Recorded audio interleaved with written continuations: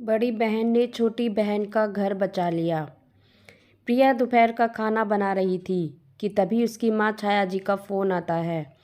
बेटा, राधा की ससुराल में कुछ परेशानी चल रही है क्या? आज फ़ोन पर उसकी आवाज़ से ऐसा लग रहा था कि कोई परेशानी है उसे। छाया जी ने अपनी बड़ी बेटी रिया से पूछा। नहीं माँ, मुझे इस बारे में कोई जानकारी नहीं है, रिया बोली। फिर क्या फ़ायदा है एक ही शहर में दोनों बहनों का कि एक दूसरे की सुख दुख की खबर ना हो, छाया जी बोली। ठीक है माँ, शाम को मैं उसके घर हो आऊँगी। आखिर मेरी छोटी बहन जो है। शाम को रिया अपनी छोटी बहन के घर जाती है। वह देखती है राधा की सासू माँ सुशीला जी तैयार होकर कहीं बाहर जा रही थी। नमस्ते आंटी जी, रिया ने कहा। नमस्ते बेटा, आओ आओ, भीतर आओ। सुशीला जी उसे बड़े प्यार से अंदर ले गई। आप कहीं जा रही हैं क्या? हाँ बेटा, पड़ोस में सत्संग है, वहीं जा रही हूँ। राधा बहू ऊपर अपने कमरे में है, जाओ मिल लो। रिया को देखकर राधा बहुत भावुक हो गई। अरे मैं तुझे रुलाने नहीं आई, तुझसे ढेर सारी बातें करने आई हूँ। राधा का 4 साल का बेटा हर्ष आकर मौसी से लिपट गया।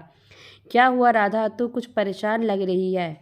दीदी, मैं अपनी सासू माँ से अलग गृहस्थी बसाने की सोच रही हूँ, राधा ने कहा।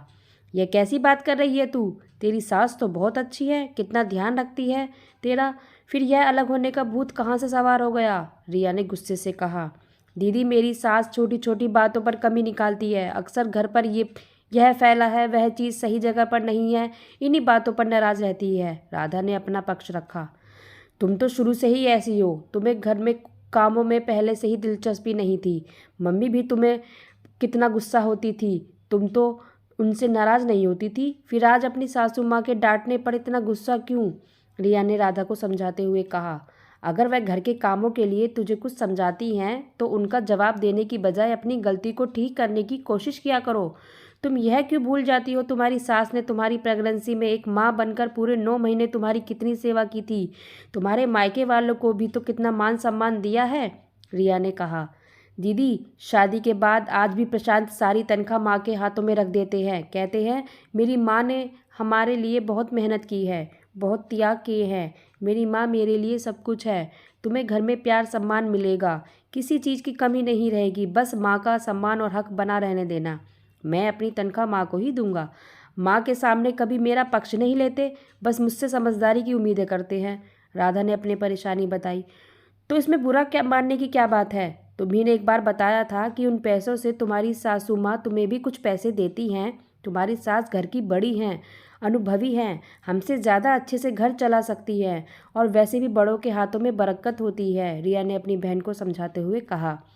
तुम्हें यह दिखता है कि तुम्हारा पति माँ भक्त है, पर जब प्रशांत जी हर्ष की तबीयत जरा सी खराब होने पर उसके सिरहाने बैठे रहते हैं, तुम्हें यह नहीं दिखता? तुम जिस भी चीज़ को पसंद करती हो वह घर में ज़रूर ला देते हैं। यह तुम क्यों भूल जाती हो, रिया ने कहा। मेरी सास हमेशा हर्ष पर गुस्सा करती रहती है। जब मेरी नंद अपने बच्चों को लेकर आती है तो शरारत सब बच्चे करते हैं, लेकिन केवल हर्ष पर ही नाराज़ होती है, राधा ने कहा। तेरा बेटा उनका पोता भी है, तू भी तो डांटती है उसे। राधा कुछ कहती इससे पहले ही हर्ष ने अब पानी का भरा गिलास अलमारी के नीचे रखे अपने पापा के जूतों पर गिरा दिया। तभी राधा डांटते हुए बोली, नाक में दम करके रखा है, बहुत शैतान होता जा रहा है। तभी उसकी बहन रिया बोली, तू परेशान होकर अपने बेटे को डांटती है ना, उसी तरह तेरी सास भी कभी कभी उसकी शरारतों से परेशान होकर डांट देती है। दादी के भाव में तुम्हारा बेटा कब बड़ा हो जाएगा तुम्हें पता भी नहीं चलेगा। अच्छे संस्कार मार्गदर्शन की ओर से बंधा रहेगा। हम अलग होकर माता पिता की परवरिश को कटघरे में नहीं खड़ा कर सकते।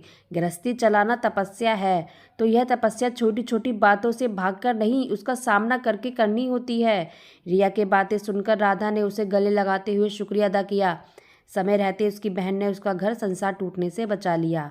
तो दोस्तों, आवेश में आकर किसी भी रिश्ते को ख़त्म कर देना आसान है, लेकिन जीवन का असली सुख सबके साथ ही है। कभी नज़रअंदाज करके तो कभी छोटी छोटी नोकझोंक का आनंद लेकर रिश्तों की डोर को मजबूत करना चाहिए। तो फ्रेंड्स, ये कहानी आपको कैसी लगी कमेंट्स बॉक्स में ज़रूर बताइएगा। कहानी को लाइक व शेयर जरूर कीजिएगा, और चैनल पर नए हैं तो सब्सक्राइब कीजिएगा। कहानी सुनने के लिए धन्यवाद।